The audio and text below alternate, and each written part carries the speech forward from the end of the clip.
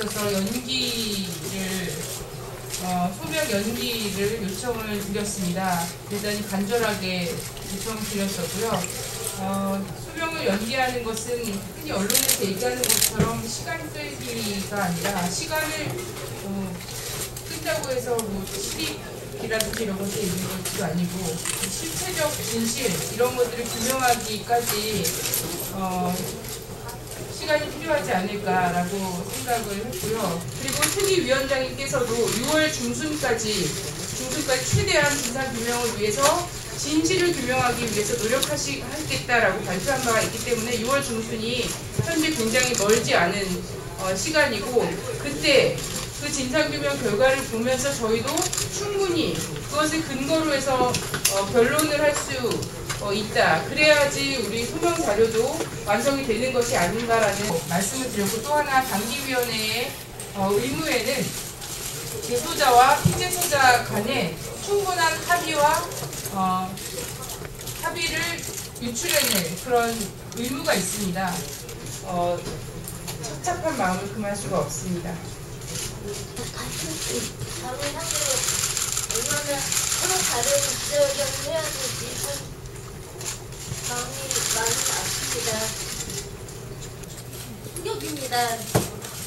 5월 20일 처음 제소 내용을 접하고 6월 6일 불과 9일 만에 제명이 되었습니다. 저는 단언컨대 이는 정치적 착취이라고 생각합니다. 독립기구로서의 서울 당기는 그 기능을 상실했습니다.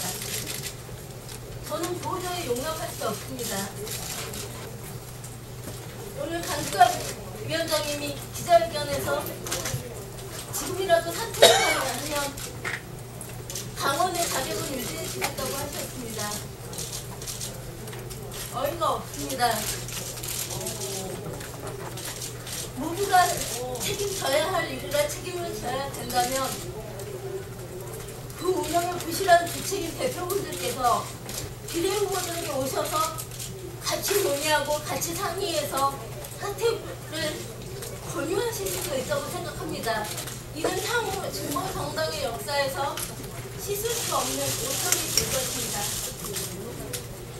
많은 장애인들은 분노를 금할 길이 없습니다.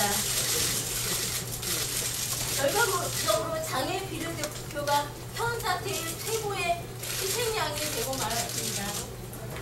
서울시 단기위원회 부당함을 반드시 바로잡겠습니다. 서울시 단기위원회가 4명의 당원들에게 제명 결정을 내렸습니다.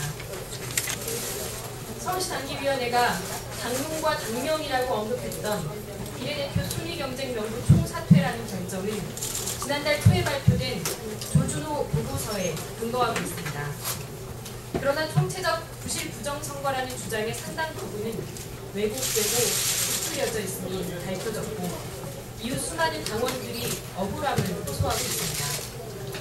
이에 따라 추가 진상조사가 이루어지고 있는 상황이고 우리들은 진실이 밝혀진 후 책임지겠다는 입장을 수도 없이 밝혀왔습니다.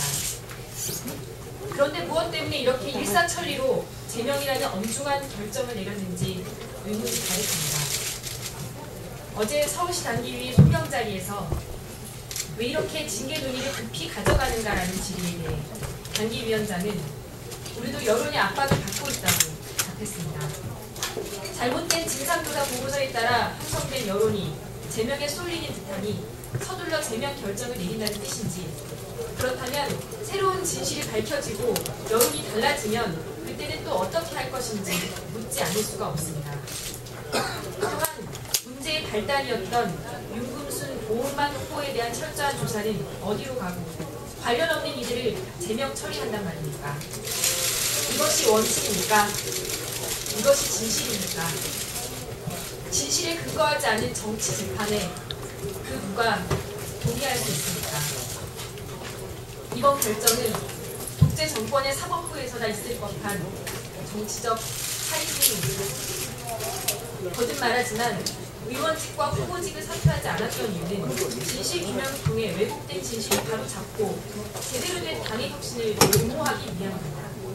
이러한 뜻은 여전히 변함이 없으며 진실에 근거하지 않은 어떠한 정치적 재판 결과에도 흔들리지 않을 것입니다. 향후 법적 조치를 포함한 모든 수단과 방법을 강구하며 적극 대응에 나설 것입니다. 이번 결정의 부당함을 반드시 바로 잡아내야 합니다. 어떤 공중